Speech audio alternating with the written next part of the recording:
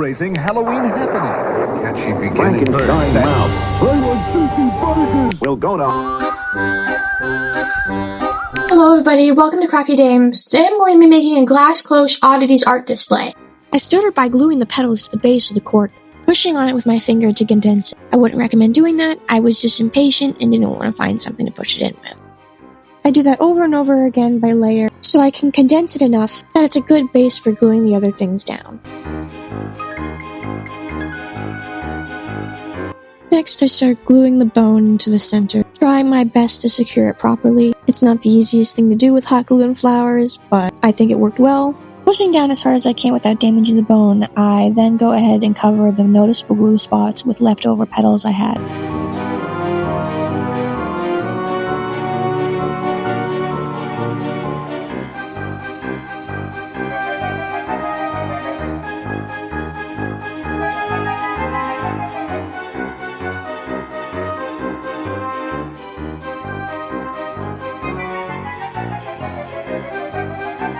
Off camera, I use hot glue to attach the flower to the base of the bone, making sure to glue the flower to the middle as close as I can to not interrupt the glass cloche. I then went ahead and did another layer of glue and flowers to hide the connection point.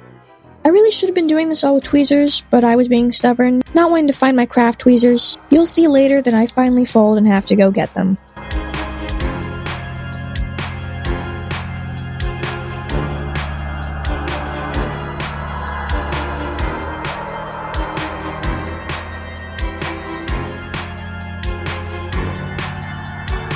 I've glued the pod down to be peeking out from the middle. It's definitely easier gluing down the solid pieces. When gluing down the flowers, I'm always scared I'm going to crush them. Again, why it's better to use tweezers.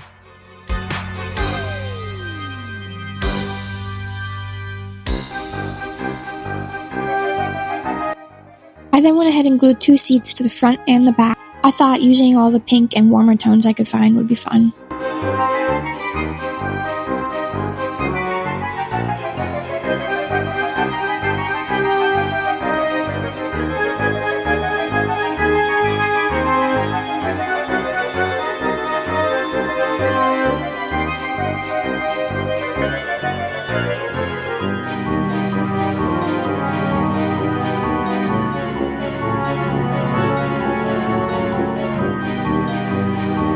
Here's definitely the fun part. This is taking out and choosing which bees I want to use. It's definitely fun figuring out which one looks the best for each project.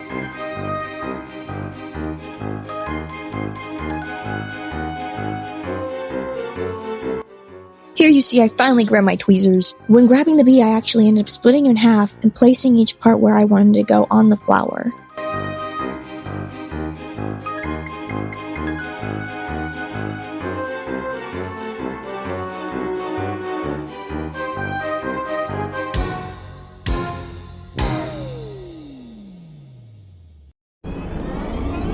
I put the lower half of the bee back on, making sure to push down on the bee to make sure it sets to the flower correctly without falling off.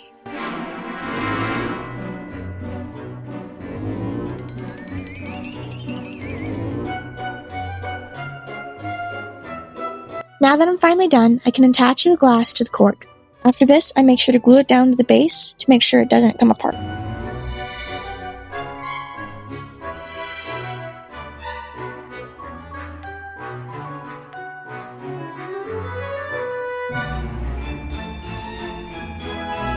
And that is the first finished piece done. I'd say these take an hour to an hour and a half to make, depending on how perfectionist I am about it.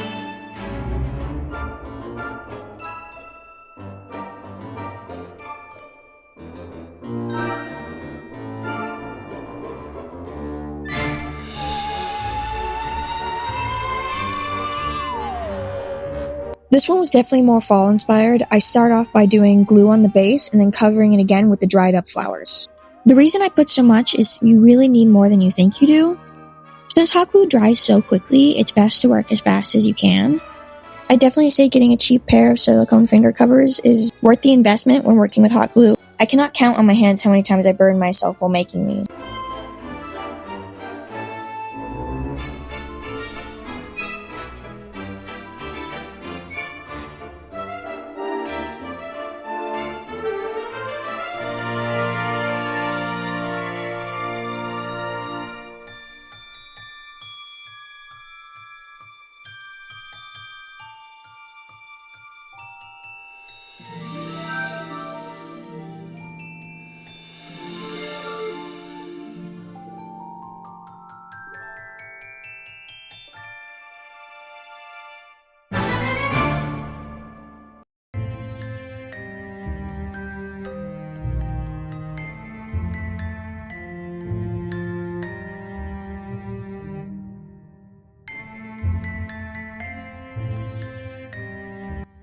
Then I went ahead and took the tweezers and pulled off the flyaways from the hot glue.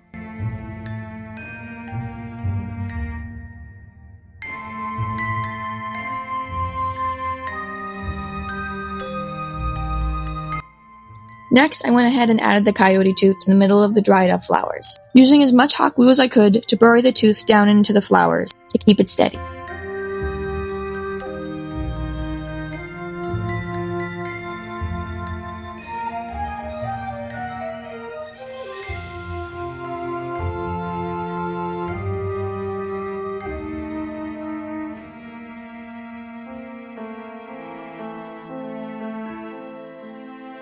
I held down on the tooth, making sure to keep it there until the glue dries.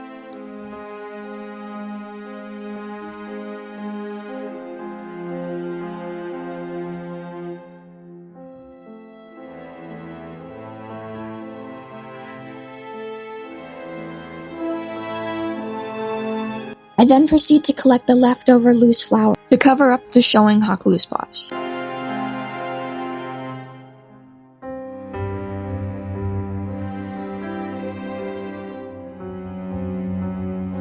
Before I even started this project, when we got these, I thought they resembled flowers. I wanted to incorporate that into a project somehow, but I wasn't sure how to do that until now.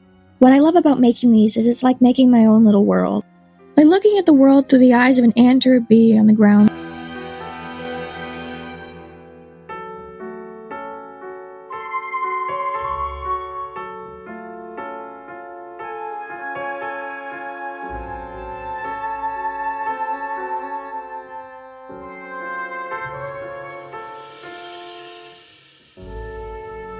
Then I went ahead and took one of the seeds from the pods and glued it beside the flower.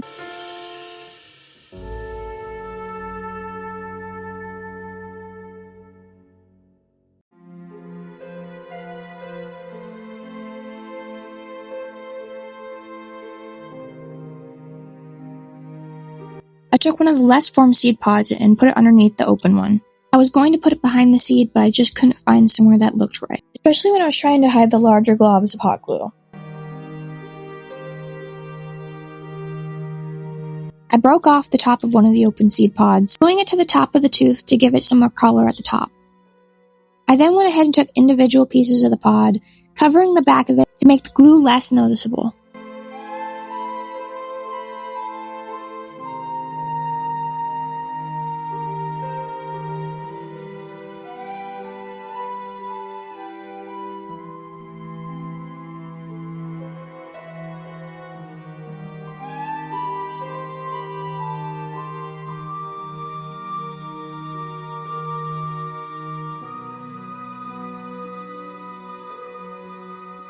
Now attaching the cloche, this is the final piece.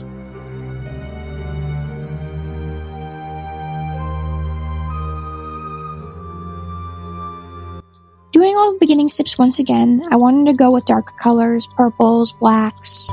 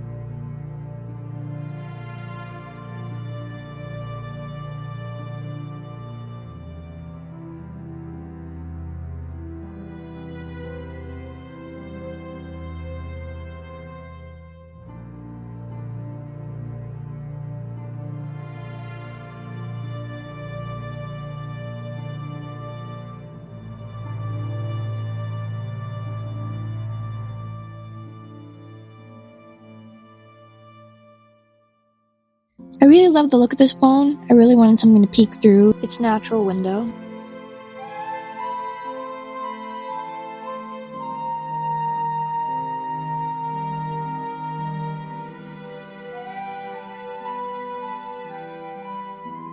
As you can see, I had a little bit of trouble with these flowers. Because of their texture, they didn't mold to the bone, they actually pressed away from it. I started pressing down the flowers with the bottom of a small jar. Before, I had just been using my fingers, but because this one was still so hot and still so liquidy, I did not want to risk getting burned.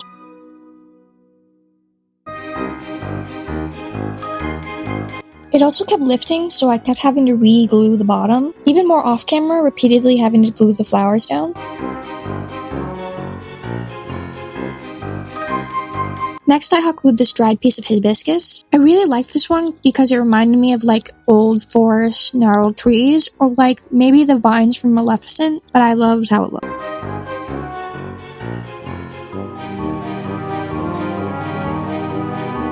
Then I went ahead and tested to see if it would fit. I went in again with the dried flowers, trying to make sure to cover all the glue spots I could find.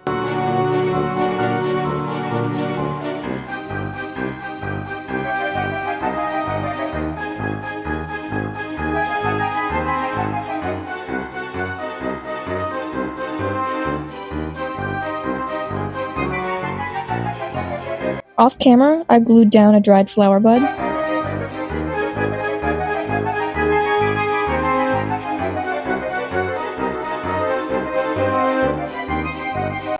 I then went ahead and put glue on the middle of the bone, going in to add my bee, making sure to be as careful as I can so it doesn't break.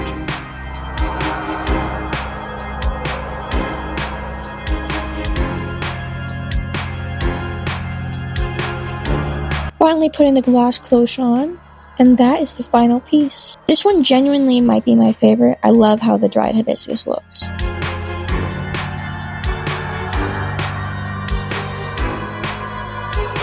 Thank you for watching. Make sure to like and subscribe, and if there was a favorite, make sure to comment down below.